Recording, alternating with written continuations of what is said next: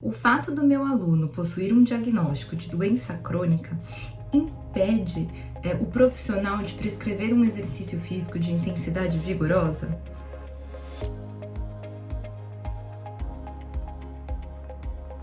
Olá, eu sou a professora Carla Montenegro e vou falar sobre doença crônica e prescrição de treinamento vigoroso. Um dos pontos mais discutidos e questionados quando a gente recebe um aluno que possui um diagnóstico de doença crônica, como diabetes, hipertensão, estetose hepática, dislipidemia, doença arterial coronariana, ou pelo fato de ser idoso, é se eu devo ou não prescrever um treinamento vigoroso. A última diretriz da Organização Mundial de Saúde, que saiu em dezembro de 2020, coloca a importância, ou ele direciona, a prescrição para ser um exercício físico de intensidade moderada a vigorosa, e ainda ressaltando que os benefícios adicionais, eles são vistos independente da população quando o exercício físico é feito numa intensidade vigorosa. Mas, Carla, eu posso prescrever treino vigoroso para um paciente ou para um aluno que possui um diagnóstico de doença crônica?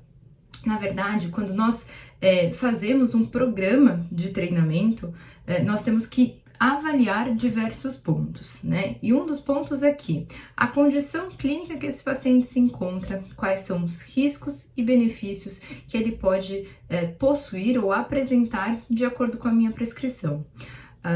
É importante nós entendermos que existe uma linha, de evolução de um programa de treinamento e que muitas vezes, se por exemplo eu for atender uma pessoa com diabetes do tipo 1, que é jovem, 20 anos, não tem nenhuma comorbidade associada, eu preciso ficar sempre, eu tenho medo de prescrever uma intensidade vigorosa, então eu preciso ficar sempre numa intensidade leve e moderada.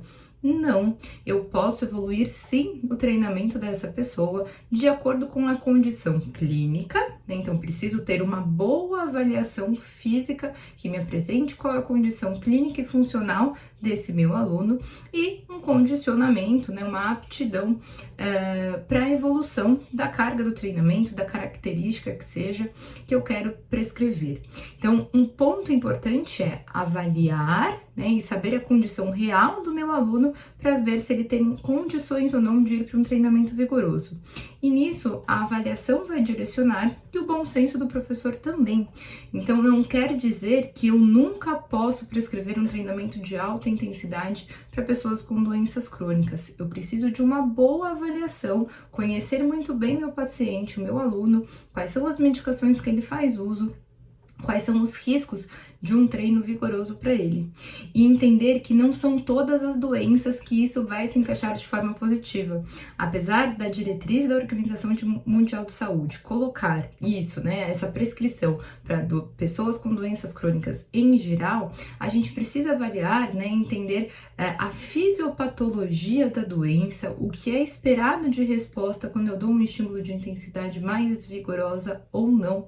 Então, conhecer uma recomendação geral falando que sim, a pessoa com doença crônica pode fazer um treino vigoroso, a gente tem que entender que quando eu atendo um aluno que tem uma doença, que tem um diagnóstico, eu preciso conhecer da fisiopatologia da doença, o que é esperado de resposta na prescrição do exercício físico para aquela doença, o que eu procuro, o que eu busco de melhora através do exercício físico, quais são os benefícios que o exercício físico vai levar e também os riscos, Devemos entender que o exercício físico é uma condição de estresse e que a gente vai proporcionar estresse para o organismo exatamente com o objetivo de provocar alterações e buscar que esse corpo, que esse organismo gere melhora através desse estresse que foi provocado pelo exercício físico.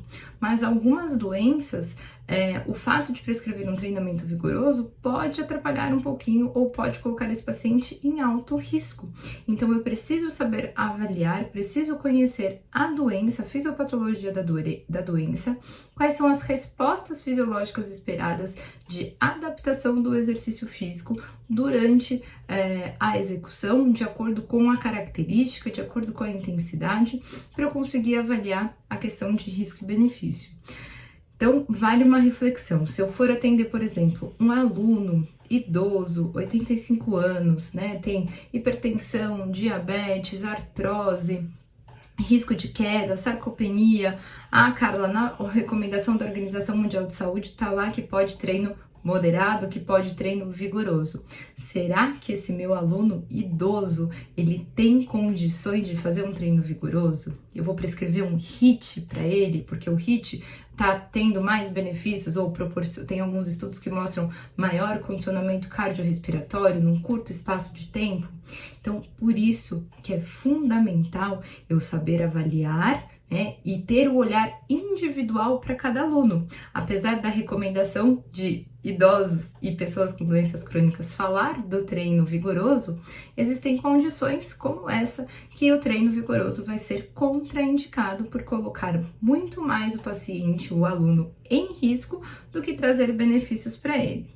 Então, todo idoso não vai poder fazer treino vigoroso? Não, pelo contrário, nós temos alguns casos de idosos que sim têm condição clínica e física para fazer alguns treinos vigorosos. Mas fundamental a gente saber ter esse olhar individualizado, saber mensurar quais são os pontos que vão garantir a segurança desse meu aluno na hora da prescrição de um treino com maior intensidade.